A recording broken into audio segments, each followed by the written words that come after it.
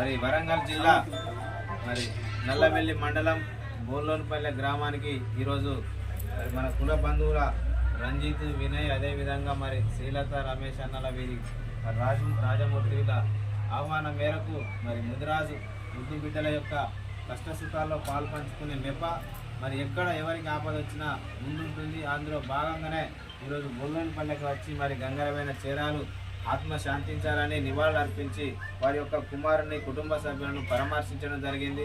మరి ఈ కార్యక్రమంలో మరి బోర్లోనిపల్లె నూతన సర్పంచ్ గారు మరి పోల్దాసరి సిద్ధ సంతోష్ అన్న, అదేవిధంగా మాజీ ఎంపీటీసీ బోళ్ళ శ్రీలత రమేష్, గంగరమైన రంజిత్, వినయ్, బోళ్ళ శ్రీను, గాదె విజేందర్, పోల్దాసరి సురేష్, బోళ్ళ భద్రయ్య వీరందరూ కాకుండా ఇంకా ముదిరాజు బంధువులు, కుటుంబ సభ్యులు అందరూ రావడం జరిగింది. వీరందరూ ఎందుకు అంటున్నానంటే ఎక్కడ మనం ఆపద ఉన్నా, కష్టాలు ఉన్నా, సుఖాలు ఉన్నా ఒక సాంప్రదాయాన్ని, ఒక సంస్కృతిని అలవర్చుకోవాలి. అగ్రవర్ణాలు పేద కుటుంబాలను అణచివేస్తున్న ఈ రోజులలో ముదిరాలు ఇప్పుడిప్పుడే డెవలప్ అవుతున్నారు.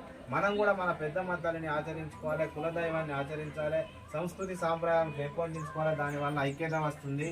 మనలో కులాలు, మతాలు అనేటువంటి భావనతోటి ఐక్యత పెంపొందిస్తుంది. కాబట్టి ఎక్కడ ఏ విధంగా ఉన్నా మనం ఇదే ఐక్యతను పాటించాలి. ఏమన్నా మనస్పర్ధలు ఉన్నా కూడా ఎడ్యుకేషన్ పరంగా, విద్యాపరంగా డెవలప్ కావాలి తప్ప మన ఈర్ష్య పగలు పెంచుకోకుండా ఇంకో 5-10 ఏళ్ళ రాజకీయం కూడా అభివృద్ధి చెందాలి, మనం ఆర్థికంగా అభివృద్ధి చెందాలి, బిజినెస్ పరంగా అభివృద్ధి చెందాలని మరి పల్లెకు గ్రామానికి ముదిరాజ్ ఎంప్లాయీస్ ప్రొఫెషన్ అసోసియేషన్ స్థాపించి మరి పులి దేవేందర్ అనే ముదిరాజు నేను ఈరోజు ఈ బోర్లోనిపల్లెకు నన్ను ఆహ్వానించడం జరిగింది.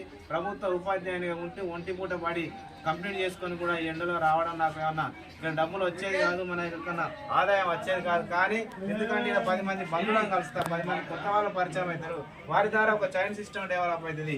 ఈ సంస్కృతి ఇంకో 10 ఏళ్లకు, 20 ఏళ్లకు, ఒక 30 ఏళ్లకైనా కూడా ముదిరాల్లో ఐక్యత రాదా అనేటువంటి ఒక గొప్ప ఆలోచనతోటి ఈరోజు బోర్లోనిపల్లెకి రావడం జరిగింది. మరి రమేష్ అన్న అనతి కాలంలో పరిచయం అయింది, శ్రీలత పరిచయం అయింది.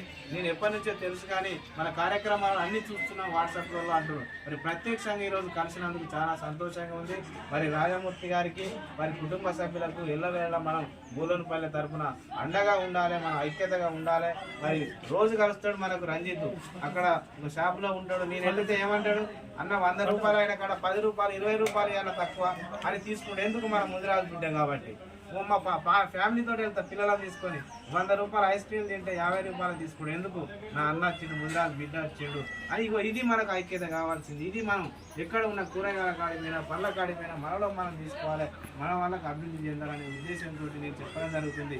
ఇది ఏ విధంగా ఉన్నా కూడా మనం ఇక్కడ రావడం చాలా సంతోషం. గతంలో కూడా సర్పంచ్ ఎలక్షన్లో వచ్చిన అప్పుడు అక్కతో మాట్లాడినా, రమేష్ అన్నతో మాట్లాడినా, చాలా మందితో మాట్లాడినా, మరి అన్నగారు గెలవడం సంతోషం. ఏదైనా కూడా ఆ సభ్యతల పరంగా కూడా పార్టీలను పక్కన పెట్టి అందరికీ సభ్యతలు చేసే విషయంలో కూడా సంతోషంగా ముందుండాలి.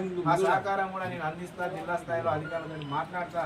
ఇది సందర్భం కాకపోయినా మన అందరం వినే సందర్భం కాబట్టి ఈ సమాచారాన్ని చేరవేస్తున్న సురేష్ అన్న కాలేజీలో ఎప్పటికీ ఎవరైనా పిల్లలు అడ్మిషన్ ఉంటే తక్కువ మాట్లాడుతుంటే అడ్మినిస్ట్రేషన్ ఏదైనా ఎవరికైనా ఆపద వస్తే 100 రూపాయలు, 200 రూపాయలు డొనేషన్ ఇస్తాడు, రంజిత్ ఇస్తాడు, వినయ్ ఇస్తాడు. ఎందుకు, మన వాళ్ళు కాబట్టి.